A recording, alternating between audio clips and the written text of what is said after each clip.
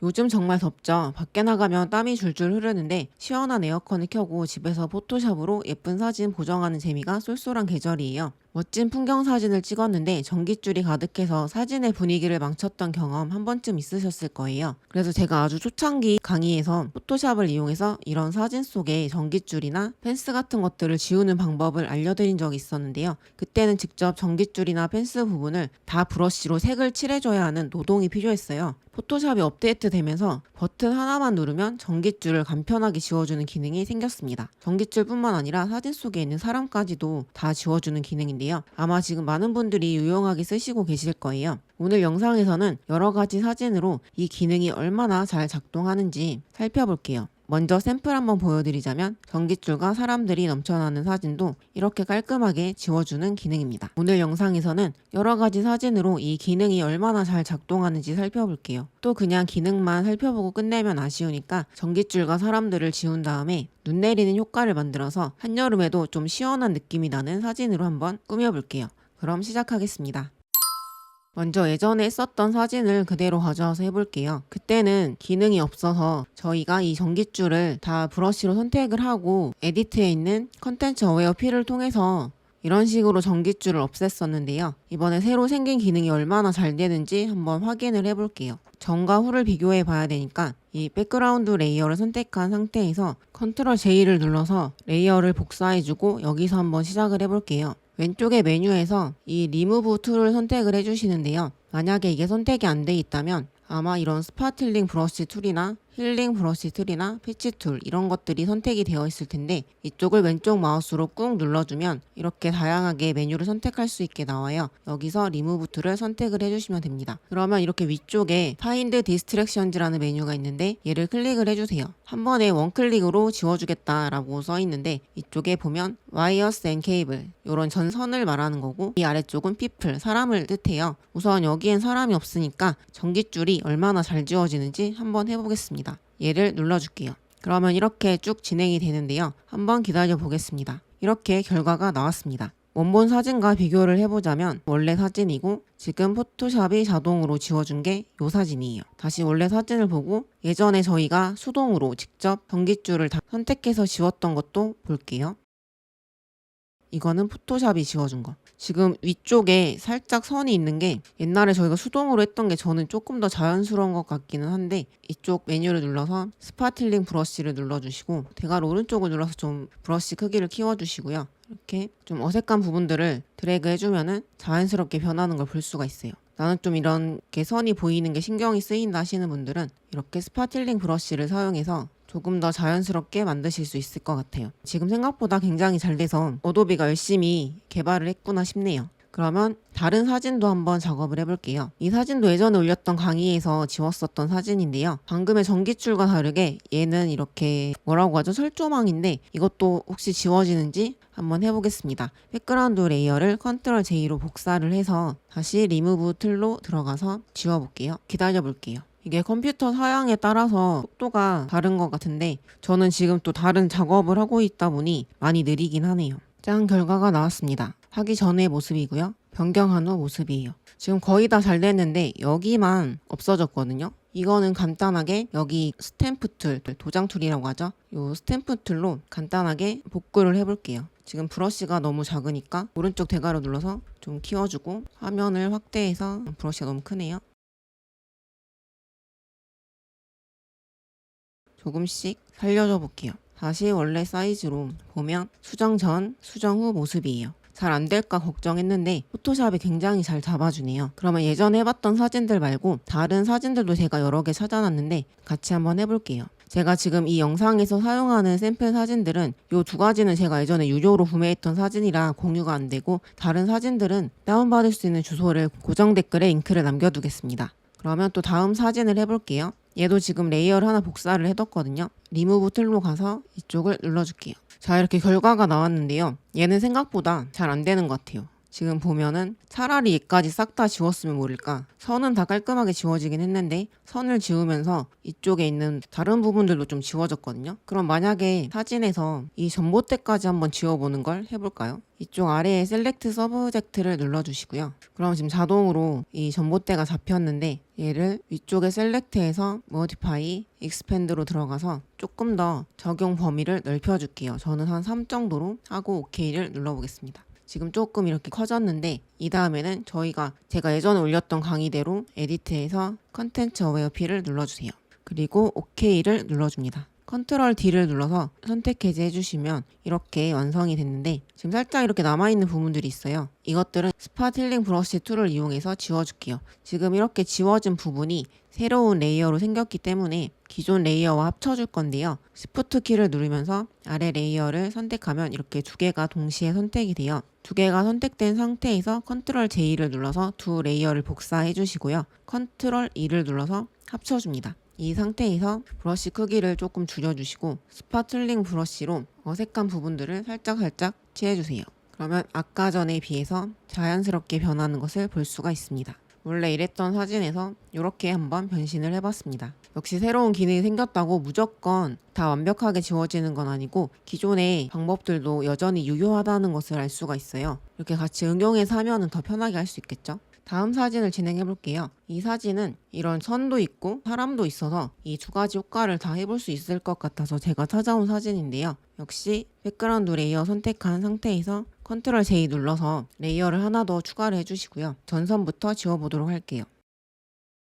짠, 결과가 나왔습니다. 원본 사진이고요. 포토샵이 지워준 사진입니다. 저는 얘가 진짜 마음에 드네요. 엄청 자연스럽게 잘한 것 같아요. 그러면 다음번엔 사람을 피플을 눌러서 사람도 한번 지워지는지 확인해 볼게요. 지금 이렇게 사람들이 선택이 됐고 지금 살짝 보면 이쪽에도 사람이 있는데 얘가 선택을 못했어요. 저희가 추가를 해주도록 이렇게 한번 살짝 드래그를 해줬습니다. 이쪽에 체크 버튼을 눌러서 한번 지워보도록 할게요. 지금 바로 작업이 진행되고 있고요. 다 지워졌는데 한번 원본 사진과 비교를 해볼게요. 원본이고요. 전선과 사람을 지운 사진입니다. 저희가 여행 가서 사진을 찍었는데 뒤에 사람들이 너무 많다 싶을 때는 지금 이 기능을 이용해서 사람들을 전부 다 지우고 내 모습만도 남겨둘 수도 있겠죠? 아까 제가 이렇게 추가를 했던 것처럼 마찬가지로 특정한 사람은 지우지 않게도 할 수가 있거든요. 그러면 그것도 한번 해볼게요. 예를 들어 제가 이 자전거를 타고 가는 사람만 남겨두고 싶다고 해볼게요. 피플을 눌러주고 지금 이렇게 선택이 됐는데 살짝 화면을 키워주신 다음에 아까는 그냥 바로 드래그를 하면은 추가가 됐거든요. 브러쉬 모양의 가운데에 플러스라는 마크가 있어요. 얘를 키보드의 Alt를 누르면 마이너스로 바뀌어요. 이 마이너스로 바뀐 상태에서 제가 아까 이 자전거 탄 사람만 남기고 싶다 했죠? 이 부분을 살짝 지워줘 볼게요. Alt를 이제 안 누르면 다시 이렇게 플러스 상태가 돼요. 이쪽 사람들도 선택을 해주고 이 체크 버튼 눌러서 지워보겠습니다. 짠! 이렇게 내가 원하는 사람만 남긴 사진도 만들 수가 있어요. 여행지에 가서 사진 찍었을 때 이 기능 정말로 유용할 것 같아요. 자, 그러면 이렇게 한 번씩 다 지워봤는데 지금 제가 한 게 별로 없죠. 그냥 한번 클릭해서 지웠고 좀 어색한 부분은 힐링 브러쉬나 도장 툴로 조금 손을 봐줬을 뿐인데요. 이렇게만 끝내기에는 아쉬우니까 전깃줄과 사람들이 싹 지워진 이 사진으로 눈 오는 효과를 만들어 볼게요. 제가 강의에서 사용한 모든 샘플 사진들은 아까 초반에 유료로 제가 구매한 거 빼고는 나머지는 전부 다 다운받아서 사용하실 수 있도록 고정 댓글에 링크를 눌러서 메일 주소를 적어주시면 바로 메일로 자료를 받으실 수 있어요. 그러면 바로 눈 내리는 효과를 만들어 볼게요. 레이어 패널에서 조금 더 크게 볼 수 있도록 이쪽으로 가져오겠습니다. 레이어 패널에서 이 아래쪽에 플러스 버튼을 눌러서 새로운 레이어를 만들어 주세요. 그리고 이름이 레이어 1로 되어 있는데 더블 클릭해서 눈이라고 적어주겠습니다. 메뉴에서 에디트, P를 선택해 주시고 이 컨텐츠에 블랙으로 선택을 해주시고 이 모드는 노멀, 어퍼시티는 100%에서 OK를 눌러주세요. 눈 레이어에 까만 배경색이 들어갔어요. 이 상태에서 필터, 노이즈, 애드 노이즈를 선택을 해주시고 이 어마운트는 양을 얼마나 줄 거냐고 물어보는 건데 저희는 25%를 줘볼게요. 지금 보면은 이렇게 여러 가지 색깔이 섞였거든요. 이 맨 아래쪽에 모노크로매틱을 눌러서 색깔을 흑백으로 바꿔주세요.